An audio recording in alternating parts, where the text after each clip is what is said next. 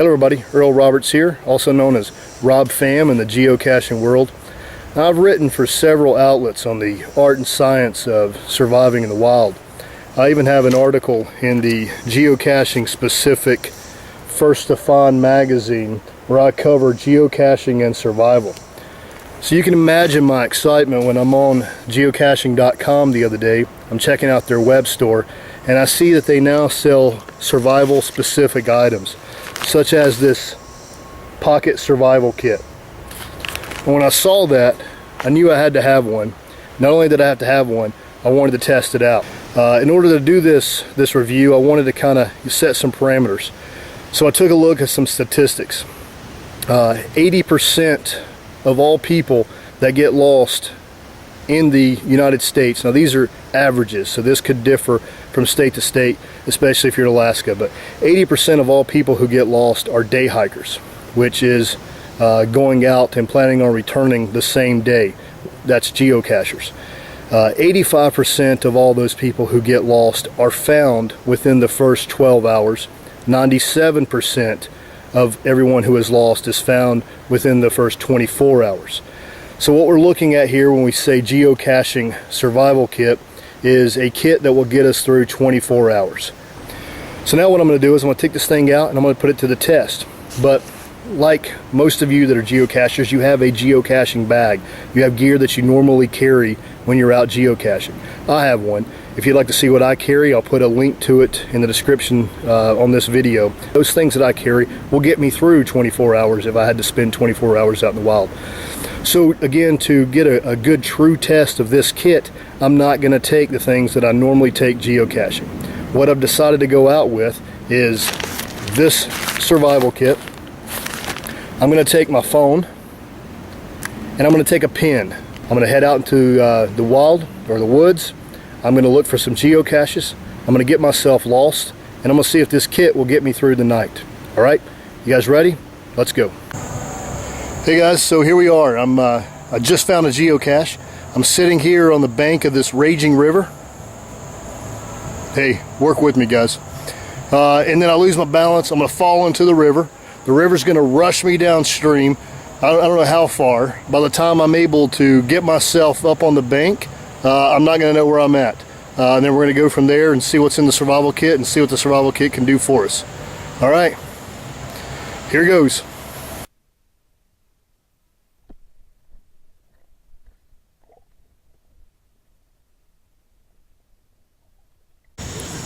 Okay, I've managed to get myself out of the river. I did a quick check. Breathing, not bleeding, no broken bones. I seem to be okay. Quick assessment of my situation. I am soaking wet. The sun's going down soon. I have no idea where I am. I need to take inventory of my gear. So I've got my cell phone. However, after taking a swim, it is not working. I've got a pen. Still seems to be working fine, and I've got my geocaching survival kit. Okay, let's actually take a look at what's inside of this geocacher's survival kit. Alright, first thing I see and pull out, emergency space blanket.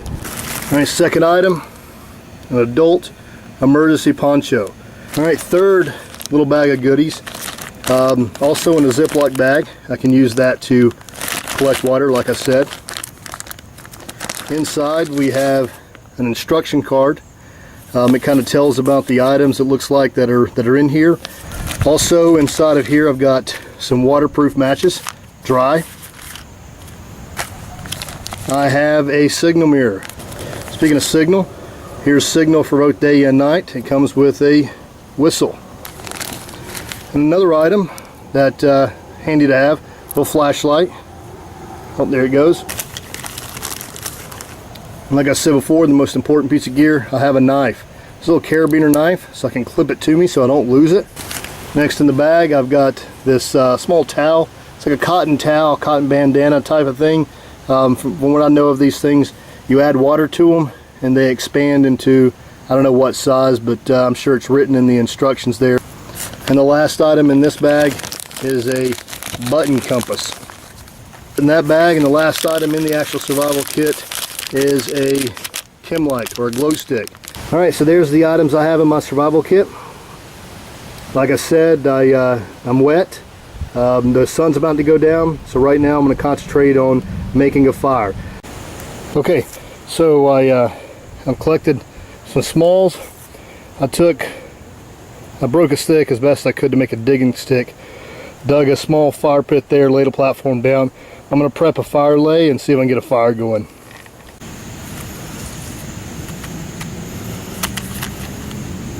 Okay, let's see what we can do.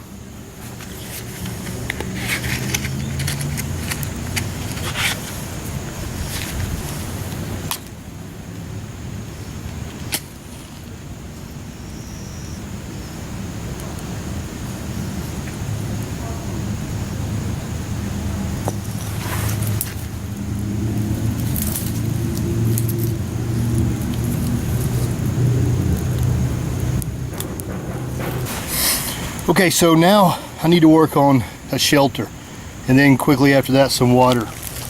In my kit I've got a space blanket, which is really good, and I got a poncho, which is really good. But in building a shelter, the space blanket is going to do great. The space blanket and the fire are going to do great at conserving my body's core temperature. But to actually build some type of shelter around here, I could use the poncho that was given. Plastic poncho, I could string that up, make a lean-to, an A-frame, something like that. But in the kit, I have no cordage whatsoever. No 550 cord, no bank line, nothing like that, not even tape. So right now I'm not seeing too much in the way in this kit of building a traditional shelter. So what my plan is for shelter is I'm going to gather some pine boughs and some leaves, and I'm going to create a bedding here. And then I'm going to stay on top of that bedding to pad me from the ground, to insulate me from the ground, and I'm going to wrap myself in my space blanket. What I'm going to do with the poncho, because I have no way of chemically purifying water or filtering water or boiling water, because I have no container that can be exposed to the fire, what I'm going to do is I'm going to take my digging stick here, I'm going to dig another hole, and I'm going to line that hole with the plastic that is the adult poncho. And I'm going to pour water in there, and I'm going to attempt to stone boil the water inside that hole.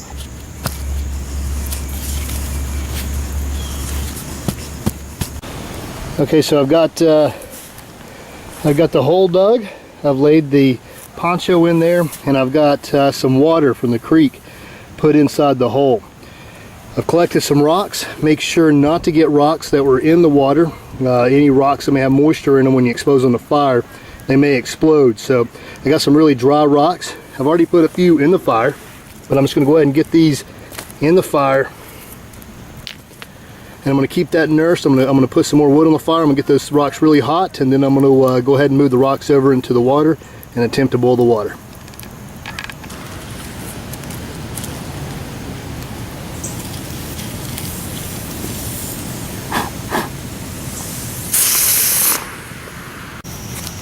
Okay, so what I discovered is the Ziploc bags that carry the poncho and the space blanket are, you see that they're not capable of storing water like I originally thought. So they come with a pre-made hole in there. The one that held the knife and the other goodies, that is a complete bag, so I can use that to drink water out of. But to make sure there's no ashes in here, one of the things that I'm going to try to do is just kind of wring this water so that I'm not picking up all of those ashes. Like I said, this water is clean. It just looks a bit dirty because there's ashes from the fire in there. So what I've got here is some water that is safe for me to drink.